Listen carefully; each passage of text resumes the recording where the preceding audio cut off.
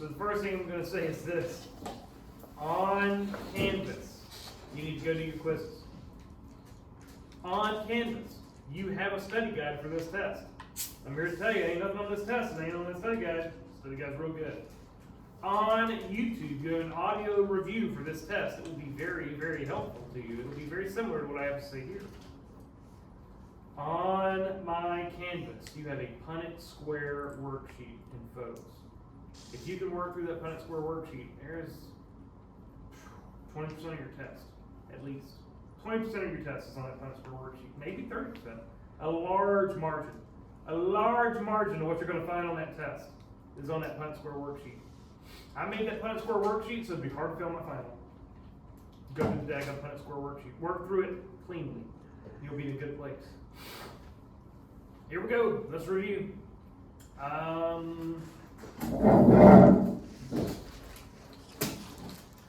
Man, let me tell you, a bunch of mitosis and meiosis on this test. You gotta look at mitosis and tell me the lifestyle of the cell. I mean, again, I guess it depends on where they live. You gotta tell me the life cycle of a cell. G1, S, G2, mitosis. G1, cell doing its job. S, synthesis. What are we synthesizing? New DNA. Good. Speaking of replicating DNA, you got to be able to tell me about the enzymes involved here. DNA ligase, DNA polymerase, DNA helicase. Walk me through them. And for that matter, you better tell me about RNA polymerase too. Yeah, that'll be making RNA. Cellular life cycle, G1S, G2, final prep, then mitosis. Tell me in order: prophase, metaphase, anaphase, telophase, prophase, metaphase, anaphase, telophase. Then cytokinesis. Is it an animal cell, cleavage furrow? Is it a plant cell, cell plate? You're going to see this. I'll say this cell started out as 2N. How does it end if it's go through mitosis? Mitosis? 2N. Because we're making perfect identical copies of these cells. Does that make sense? Perfect identical copies of these cells. They are 2N. They are, we call that 2N. They are diploid cells. Yes, indeed. Why do you go through mitosis? What's mitosis for? Help grow. Grow, development, healing wounds, you name it, right? It's good old-fashioned mitosis. General cell division. Whereas meiosis is exclusively the production of gametes. Exclusively production of gametes. Theoretically, take one diploid cell and you make how many haploid cells in theory? 4 haploid cells. Which is true as spermatogenesis, because we're trying to make these sperm cells get as small as they can so they can swim as quick as they can. That is how spermatogenesis works. Whereas in oogenesis, you end up with how many functioning eggs? One, because we're trying to conserve cytoplasm in that single functioning egg. Meiosis is driven for sexual reproduction. Meiosis is there to increase genetic diversity. Meiosis takes a diploid cell and makes haploid cells. That's reduction division. Meiosis, you can guarantee I'll ask you either about independent assortment of chromosomes in meiosis, or I will ask you about crossing over. Yeah. Crossing over during meiosis. Okay, tell me what crossing over is, what happens when these chromosomes synapse. Tell me about their exchanging of genetic material. Buddy, you can be seeing that again. And yet again, that's making haploid cells. Speaking of haploid cells, yet again, if a sperm cell, as an example, is haploid, how many chromosomes does it have total?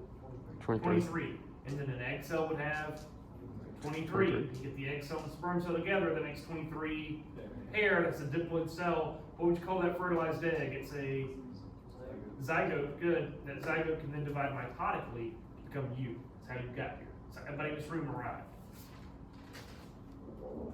That's a good start. I think that's a good start. Now what I have written down here. Mitosis and meiosis, what are they for? What are the stages? Why do we do it? What are the mechanisms? What's crossing over? What's independent assortment?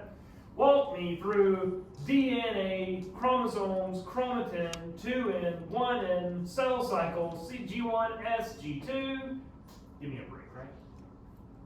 I know what matters here. Ooh, here's some key terms. Gametes, zygotes, genes, alleles, homozygotes, heterozygotes. Okay. How many chromosomes? Let me change that. We have 23 pairs of chromosomes, yes? Means we got 23 from mom, 23 from dad. We have homologous chromosomes. Pairing 1, pairing 2, pairing 3, etc. All the way to 23, which would be the sex chromosomes, yes? 22 autosomes, one set of sex chromosomes, 23 pair total.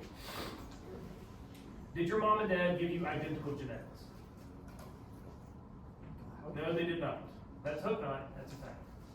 That would be a pretty rare event. The idea is that they gave you similar genes, and in some cases you got the same gene from mom and dad, but in other cases you got different genes from mom and dad. What we call different genes at a single locus on a chromosome. Not yet. They are called alleles. Okay. Yeah, that's the traits. Traits, giving rise to traits. So genotype, right? What do you have in your genetic code? Phenotype, how do you express that? Okay. Your physical appearance, phenotype. So the idea is that if you get the same alleles for a gene, then you are same homozygous. If you get different alleles for a gene, you are heterozygous. And given homozygous and heterozygous alleles, you need to be able to walk me through a Punnett square. You need to be able to tell me what dominant is versus recessive, dominant traits versus recessive traits. And again, give me percentage chance of offspring.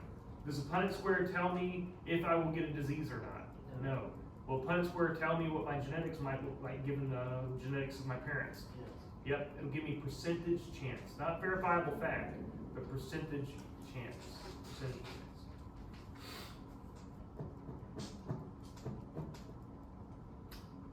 I will give a whole big matching block on this test that says DNA and RNA. You gotta walk me down the list. I'll be like double-stranded, DNA. single-stranded, RNA. has deoxyribose, DNA. has ribose, RNA. uses uracil. RNA. Ah, good. Uses thymine. That's Yeah. gene. Whole list, a whole list of this, folks. I will say the product of transcription. Product of transcription. That's RNA. Yeah. That's RNA. Like, I can play this game for you. Because Contains DNA. the code for making proteins. DNA. Yeah, you see the game I'm playing here? Transcription, translation, these are important terms. You better know those. That's definitely going to wind up on a matching block somewhere. And more importantly than that, 3 types of RNA. Messenger RNA, transfer RNA, ribosomal RNA. I guarantee you a matching block where it's like A, B, C, the 3 types of RNA, and then a list of things where you're going to put A, B, or C. I love doing that kind of thing on a final exam because it makes it take little to no time. The test goes by real fast, no whining. Yes. By the way, test is 75 questions this time. We'll finish it probably in less time than you finish my other tests. It goes fast because of all these big matching blocks. This is how it plays out.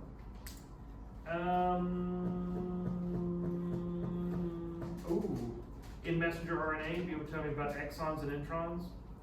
What part do we use? What part do we not use? I think that's maybe protein coding regions, as it were.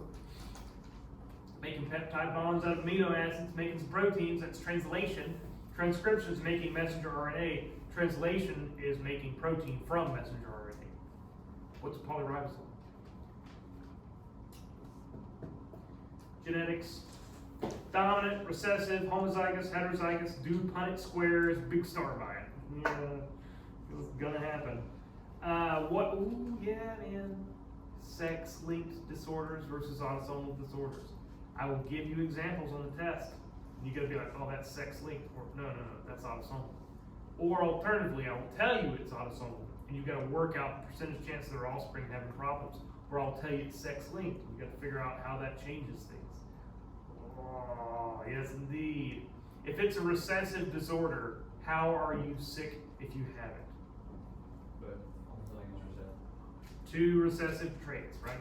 What if I'm a carrier and I got 1 dominant trait, 1 recessive trait? What's my phenotype? Am I sick?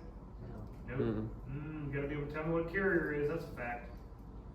I got in here with big old purple writing. Use the sheet. Punnett square worksheet, man. If you can work through it, you're in a good place. Last but not least, bacteria, viruses, eukaryotic cells. Look, team. I'm just going to put a matching block instead. It's going to be bacteria, virus, eukaryotic cell. Then I'll just go down the list. I'll give you a bunch of examples. You gotta tell me if it's a bacteria, virus, or eukaryotic cell. I think that's a wonderful way to prove that you know what you're talking about. I'll say the flu, a virus, your cells, eukaryotic, strep throat. Strep throat. It's bacterial. Yeah, you see the game I'm playing here? Food poisoning, bacterial. What's another good virus? I just said flu, didn't I? I was gonna say common cold, dumb. COVID. We can play this game all day long, man. Play this game all day long. Basically, I'll just get the who's who. Like the real ones you should know about as a functioning adult in our society. I'll pick out the ones that you should know. And you better know them. That's how that works. Well, team, that's it. That's what I got for you. You have all the tools. I provided you with all the tools you need. You got no excuse not to do well with this thing. Anybody got questions? Let me call roll. And I'll cut you on.